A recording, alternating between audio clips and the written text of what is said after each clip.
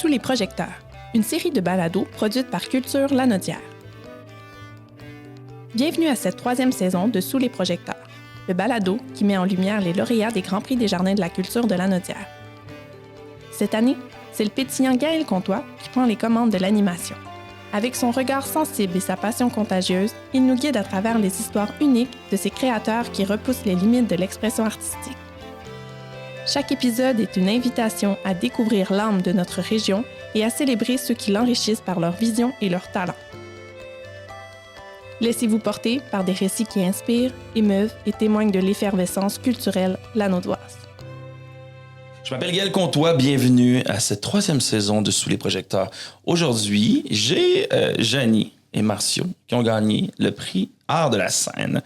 Le prix pour la pièce Syntonie, 93 écoles, 800 jeunes danseurs que ça a permis comme impact, 13 000 personnes qui ont vu ce spectacle-là, Syntonie, plusieurs tableaux qui sont établis. Janie, Marcio, première question pour vous. Qu'est-ce que ça représente? C'est quoi la signification pour vous de Syntonie? Puis d'où est venue cette idée? Grosse question. Hein? Qui parle en premier? Thierry, on joue à roche, papier, ciseaux, limite. Mais t'as fait pas mal ton devoir aussi. Là. C'est très bien. T'as nommé tous les numéros. Parce que là, on a plein de choses à parler ensemble. Oui. Puis ça va vite, cette balado. Je m'en rends compte en rencontrant des gens. Puis là, je suis bien excité de ce projet-là que je trouve super pertinent. Fait que c'est pour ça que j'ai comme rappé ça un peu au début. C'est parfait. En fait, je pense que Syntonie, qui a englobé beaucoup de choses, là, comme tu les as mentionnées, je pense que ça représente vraiment le début d'une évolution de Janie Marcio. Parce que, dans le fond, c'était comme notre première création, notre premier spectacle qu'on a créé de A à Z, puis qu'on a porté quand même beaucoup de chapeaux là-dedans, en plus d'être sur scène et interprété.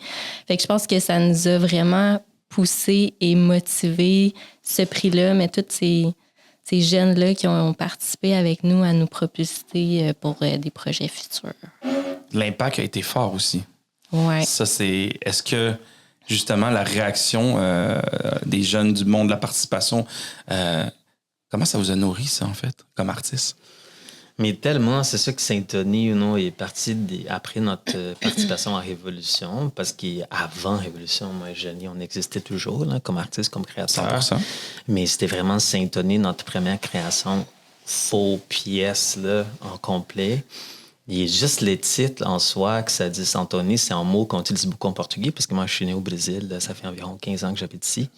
Ça veut dire être en harmonie, mais sans être pareil. Le mot Syntonie. Syntonie. Et on trouvait qu'il décrivait bien notre relation comme artiste, mais aussi comme amis.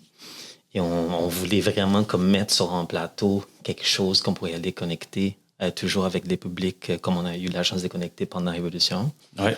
Et là, c'est sûr qu'il était pendant un spectacle qui était créé pendant la pandémie aussi. Et là, on a vu à quel point qu'on était chanceux de pouvoir crier pendant ces périodes, même avec des difficultés qu'on sait toutes, qu'on avait des masques avec des lunettes, de tout porter dans un studio. Et là, on a commencé à réaliser que nous, on avait des difficultés, mais il y avait plein d'autres artistes qui avaient des difficultés aussi, sinon même plus.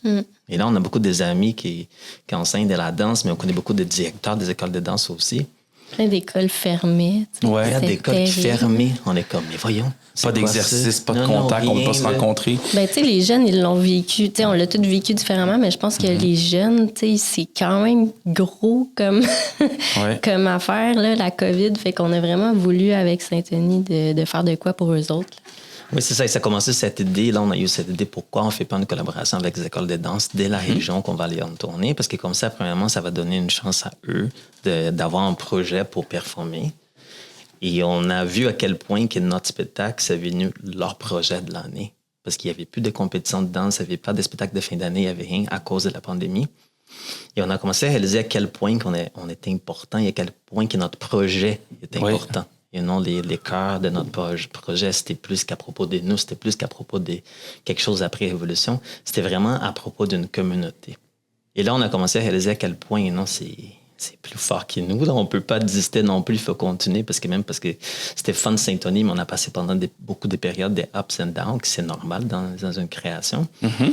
Mais à la fin de savoir qu'on a fermé Saint-Tony avec environ presque 50 shows de fête. Ouais.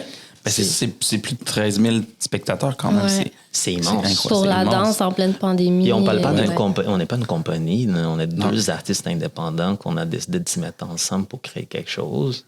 Et je dis ça avec beaucoup de fierté parce qu'on a mis beaucoup de travail là-dedans, mais je suis vraiment fier avec Jenny, avec les développements qu'on a fait avec la communauté. Et c'est ça que c'est beau. Il y a un truc que justement, comme vous avez mis beaucoup de travail dedans, beaucoup de temps. Des fois, genre, on entend souvent des artistes parler de ça, puis moi, j'aime ça que les gens aussi, les auditeurs, comprennent un peu, quantifier. C'est combien de temps, ça? Quand on dit beaucoup, 2 ans? Est-ce qu'on peut dire un chiffre comme ça, un peu mais aléatoirement? C'est quoi la quantité de temps? Mais je pense que pour que les gens fassent qu'on comprenne des fois. C'est important parce qu'on le voit jamais, parce qu'on voit juste le produit final. Même à la télé, à Révolution, ils montrent jamais le processus de création ou le travail qui est derrière une chorégraphie. Non, on a l'impression que ça s'est fait en après-midi, après une petite collation. On fait comme, puis on pond ça. Mais non, mimosa, on fait ça. Mais c'est ça. Il y a beaucoup d'investissement de temps personnel. Oui. Parce que, tu sais, je veux dire, c'était notre premier bébé, Saint-Tony, c'était notre premier show. Fait qu'on n'a pas calculé les heures. Puis, je veux dire, même avec Révolution, on calculait pas les heures qu'on était en studio. Non. Mais, tu sais, pour mettre de quoi de plus concret, tu sais, ça a pris 1 an à temps plein. C'est ça, là. Du moment qu'on a commencé à réfléchir. Avec le moment en studio, les concepteurs, tu sais, le metteur en scène, le concepteur d'éclairage, concepteur vidéo, parce qu'il y avait de la projection vidéo, la conception des costumes, les demandes de subventions, la rédaction de tout ça, faire les rapports, contacter toutes les écoles de danse, faire les suivis au niveau des vidéos, parce qu'on leur demandait toujours de nous envoyer une vidéo 1 mois avant le show pour au moins garder une qualité professionnelle du spectacle. Plus aller voir les répétitions. C'est 1 an à temps plein, 100 heures. Mais en an, il s'était rushé. Parce qu'en fait, on parlait de ça même avant arriver ici. Et non, notre prochaine création, il faut prendre plus de temps. C'est fou là, de faire tout ça pendant 1 an. Des demandes de subventions, faire toutes les choses que Jenny vient de nommer. Là. Ça prend même plus. Là. On pourrait prendre 1 an et demi, facile 2 ans, facile de à créer un show qui est prêt à tourner. C'est ça. Ce qui est après, c'est pas juste à propos de ton temps, mais comment gérer ton temps. Ouais. Une fois que tu es comme, OK, on a réussi à voir 20 heures avec les danseurs. Ouais. À 20 heures, on fait quoi? C'est quoi notre priorité? On va créer quoi?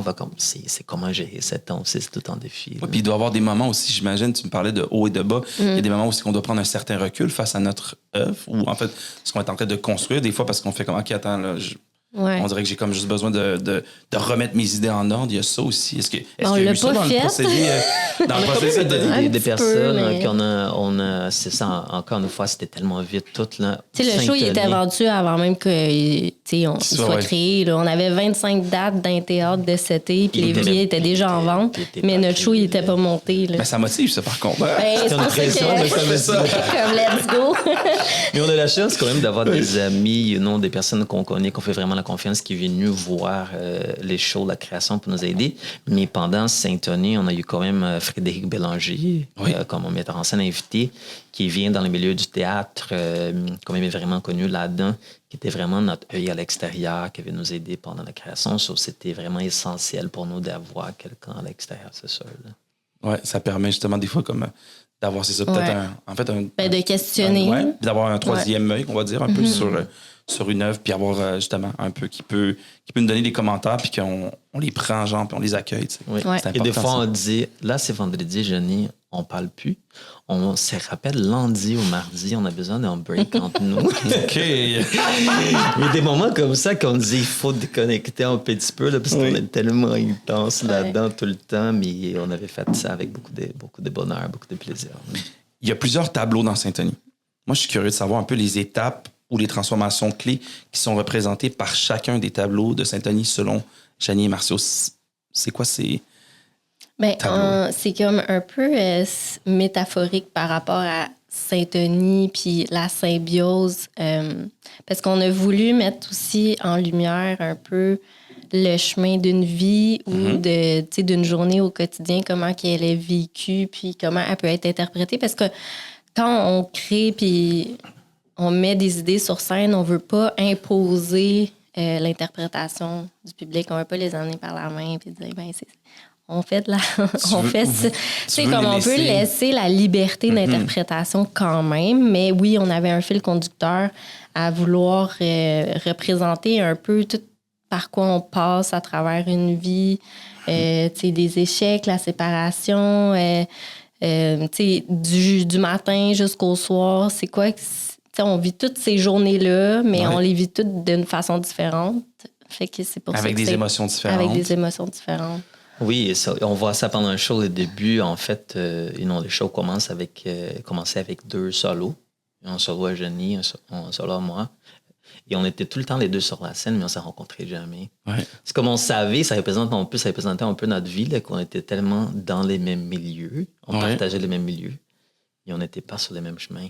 Notre chemin n'était pas dedans. Et ça, c'est le début du show, qu'on fait des choses séparément. Et après, tout de suite après, il y a le premier duo qui après ont réalisé. C'est comme la rencontre. Ouais. C'est notre rencontre. Il y a un moment qu'on se voit. Et même à l'intérieur, c'était quand même émouvant. C'est le moment comme, OK, c'est le moment qu'on a le droit de se regarder maintenant au show après comme 15 minutes. Et c'était beau parce que la musique de Jean-Michel B aussi, l'éclairage, il vient tellement nous Jean-Michel B qui est un compositeur incroyable. Incroyable. Toutes ses compositions sont vraiment inspirantes pour la danse aussi. Ouais. Et dès là, après cette rencontre, on a commencé de naviguer dans les points de ups and downs. On a vraiment un moment comme c'est plus intense on appelait des crazy duos, les duos un peu fous, qui avaient un truc de plastique et c'était vraiment une tempête. Mais c'était fun aussi parce qu'on était là-dedans. Nous, moi et Jenny, on représentait les présents. Et là, on avait un artiste invité tout le temps dans chaque région. On a invité quelqu'un pour danser avec nous, monter sur la scène. Et ça, c'était un point fort et quand même intéressant parce que la musique était tout le temps la même, mais l'artiste avait quand même la carte blanche d'interpréter de leur façon. So, on a eu des danseurs contemporains, des hip-hop, des breaks, des tap, des duos, des trios, des plus jeunes jusqu'à plus vieux. On a eu toutes des sortes de danseurs. Et c'était fun parce qu'à chaque soirée, c'était un show différent. Ouais. Et eux, l'artiste invité, représentaient l'expérience. Il y avait un duo, les Crazy Duo, les fameux, qui en fait, c'était l'artiste invité qui nous donnait cette morceau des scénographiques là, qui présentait une tempête. Mais c'est comme si l'artiste invité disait... Moi, j'ai déjà vécu ça, je sais c'est quoi, mais c'est votre tour. Il faut passer à travers ça pour pouvoir grandir, sinon ça marche pas. Comme n'importe quelle difficulté dans la vie qu'on peut passer. C'est pour ça que c'était pas... On nommait pas justement la mort ou la séparation. C'était un moment difficile qu'on vit tous et chacun différemment. Et que chacun a sa propre interprétation aussi. C'est là que c'est beau parce que le public pourrait interpréter de leur façon. Et là, après, on voyait les danseurs, les gens danseurs qui avaient les 800, là, qui montaient sur la scène, pas tout en même temps. Mon Dieu, une chance. Mais imagine tout le monde en même temps. Ça peut être cacophonique un peu. Là. Oui, mais eux, ils représentaient quand même les futurs de la danse. Tout à fait. La relève. Et qu'en fait, c'est vrai. C'est pas juste une représentation, en fait, c'est ça qu'ils font. Là. Et il y avait quand même, c'était beau d'avoir ces 3 idées différentes, 3 unités différentes. Se croiser sur la scène, de vivre des moments comme ça. Je pense que c'est pour ça que le public aimait beaucoup. Là. C'était quelque chose quand même simple à comprendre. C'est quelque chose, c'était facile d'une façon ou d'une autre à naviguer avec nous sur la scène. Et je me souviens qu'après 1 heure de show, on était tellement fatigués. Le public était comme, mais là, c'est déjà fini. On en a encore. On va se calmer. Je trouve ça beau parce que de ce que j'entends aussi, c'est important pour vous de mettre les autres de l'avant. Vous l'avez fait avec ce spectacle-là, d'intégrer des gens, de faire découvrir. C'est important pour vous, ça? Bien, 100%. Puis, tu sais, c'est sûr que dans notre désir de création de spectacle, tu sais, Saint-Denis, c'était un spectacle pandémie. Fait qu'on était super limité sur la distanciation puis le nombre de danseurs qu'on pouvait avoir sur scène.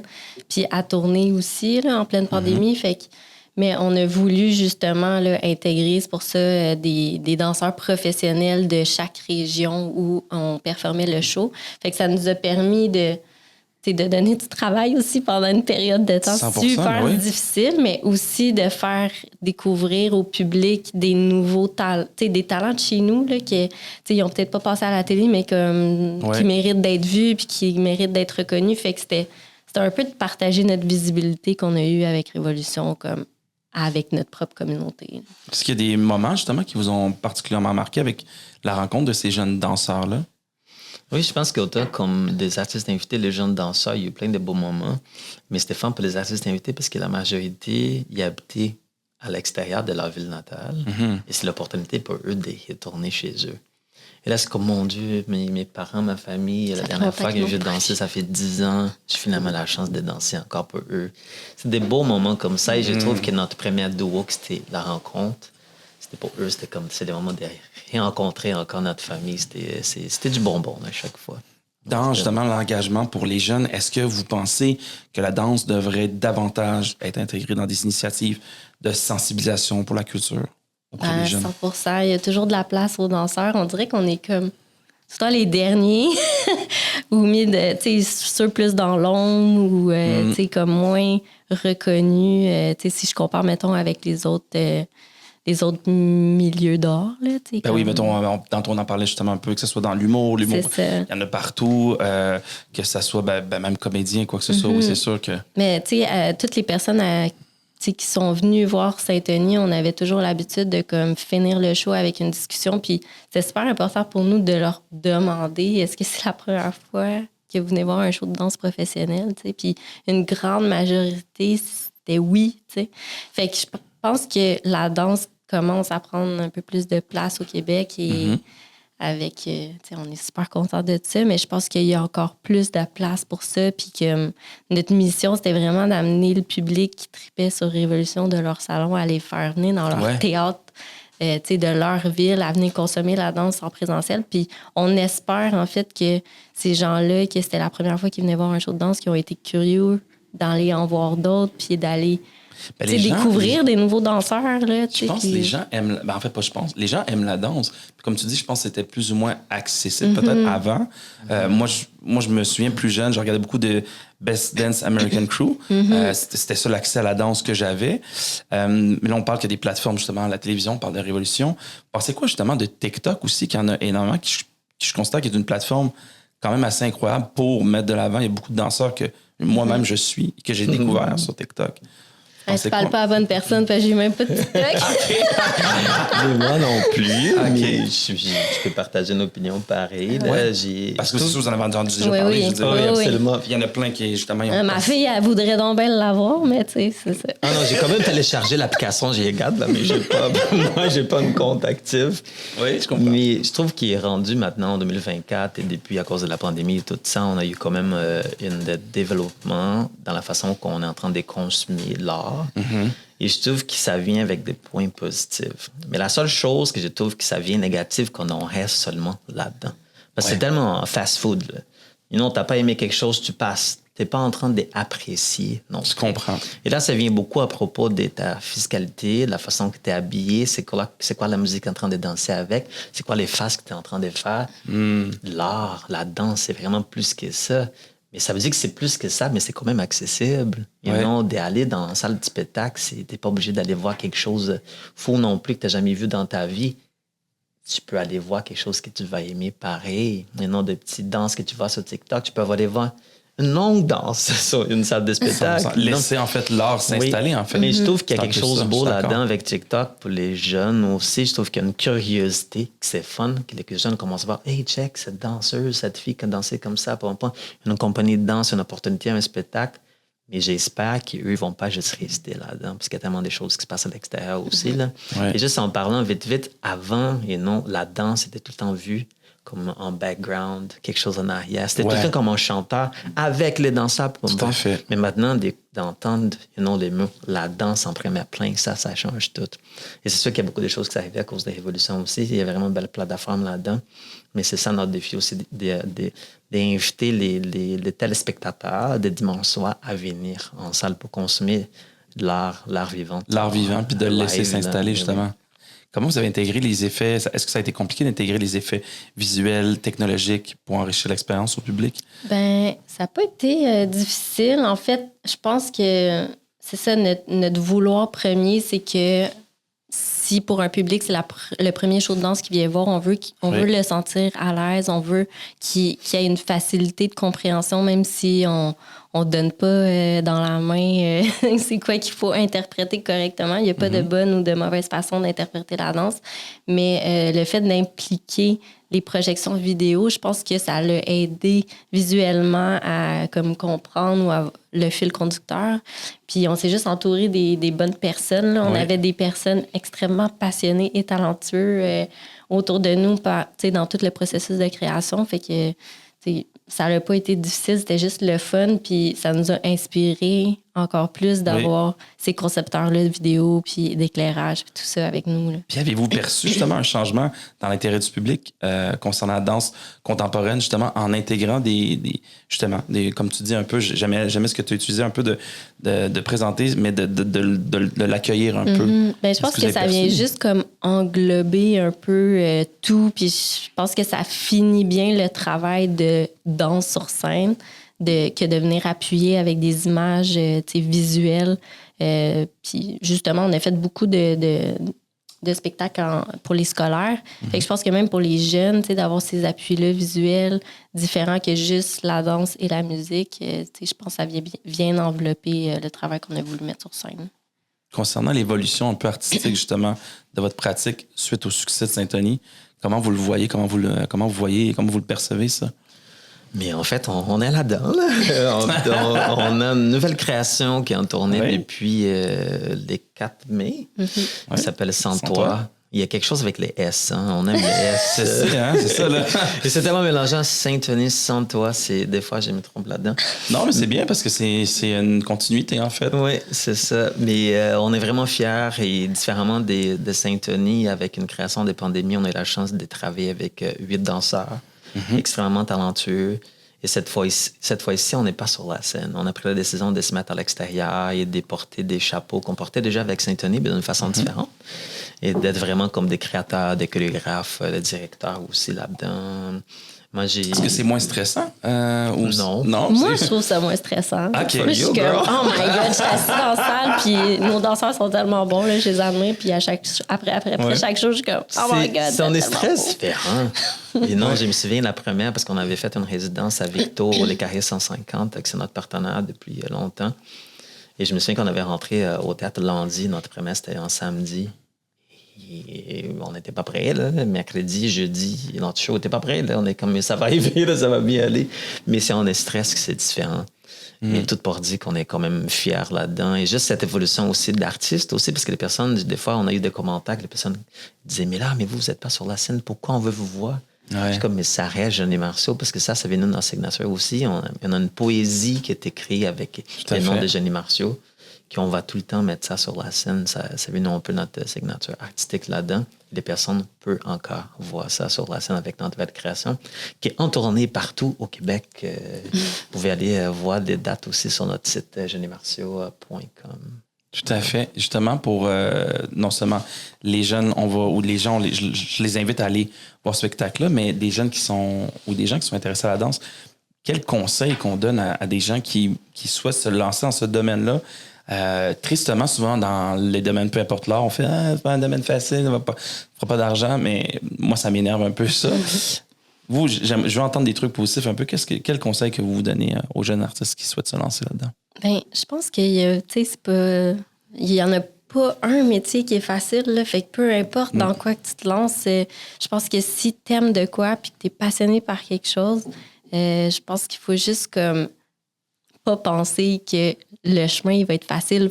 Si tu aimes quelque chose, tu vas tout faire pour y arriver, puis tu vas travailler fort, puis tu vas mettre les énergies pour que ça se passe. Puis je pense qu'il faut juste travailler puis croire en ce qu'on aime pour que les choses se passent. Là. Mais il faut mettre un peu de soi parce que les choses n'arrivent pas par soi-même. Là. C'est pas par hasard puis par chance qu'on a gagné une révolution. Là. On a travaillé extrêmement fort, puis on a mis toute notre énergie là-dedans à ce moment-là pour que ça arrive. Puis on a été chanceux, c'est arrivé, mais je pense que dans tous les milieux, il faut vouloir puis croire en soi pour que ça se passe. Avez-vous des résonances de ça, justement, 6 ans, ça fait 6 ans, 2019?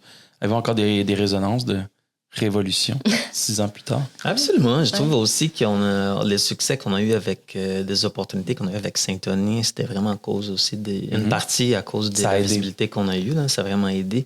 Et aussi, les publics étaient curieux d'aller voir nous sur la scène. Là. C'est sûr que ça a aidé beaucoup. Et il y a vraiment un côté de démocratiser la danse qu'Évolution amène, que c'est vraiment super important. Et je trouve que la dance est devenue plus accessible à cause des plateformes comme ça aussi.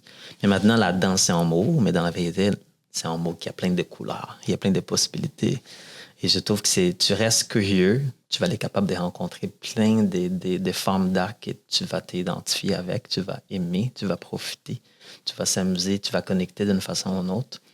Et puis les gens de danseurs, je trouve que nous deux, il y a plein d'autres amis, on a la chance de dire que notre travail, c'est notre passion. On n'utilise jamais les mots travail. Moi, je ne dis jamais comment je vais aller travailler aujourd'hui. Il fallait faire quelque chose que j'aime. Sur la seule chose que je souhaite à tout le monde, c'est d'avoir les mêmes feelings. De travailler sur quelque chose que vous aimez, parce que c'est tellement plaisant. Il y a des moments difficiles. Oui, absolument. Facile, c'est ça. Comme il n'y a rien facile, mais ça change tout. Ça change tout. La vie passe trop vite pour faire quelque chose que vous n'aimez pas. Soit aller chercher quelque chose que vous aimez aussi. De faire des choses qu'ils aiment, donc aller voir le spectacle sans toi. Yes. En plus. Qu'est-ce que vous explorez comme nouvelle idée? Est-ce que vous explorez une nouvelle dimension dans votre démarche artistique? Ou je sais que vous êtes, comme vous dites, plus derrière, donc...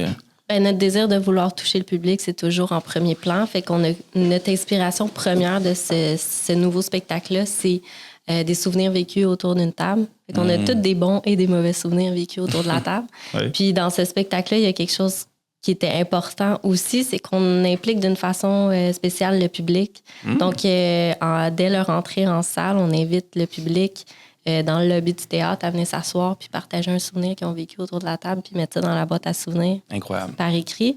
Puis à un moment dans le show précis, il y a une pige qui est faite. Puis il y a un de nos 8 danseurs professionnels qui va interpréter et improviser sur ce souvenir du public. Fait que Ça, c'est incroyable. J'adore ça. Ça, c'est l'art vivant, en vrai. Là, chaque chose, c'est pas pareil. Puis il y a quelqu'un qui vit ce petit souvenir-là parce qu'en fait, il est projeté. Le souvenir il est projeté sur la table en vidéo. Oui. Fait que le public peut lire le souvenir puis voir en même temps que tout le monde ce petit moment vraiment précieux puis nostalgique aussi. Là. C'est vraiment beau. C'est beau, ça. Continue. J'ai envie de vous dire, j'espère que ça va se poursuivre et qu'il va y avoir, tantôt on parlait qu'il y a le S dans vos spectacles. J'espère qu'il va y avoir une traînée, un marathon de plein d'autres spectacles, commençant par S. Merci beaucoup à vous deux. Merci. C'était vraiment pertinent. Merci. Bonne journée. Ciao. Merci. Félicitations encore.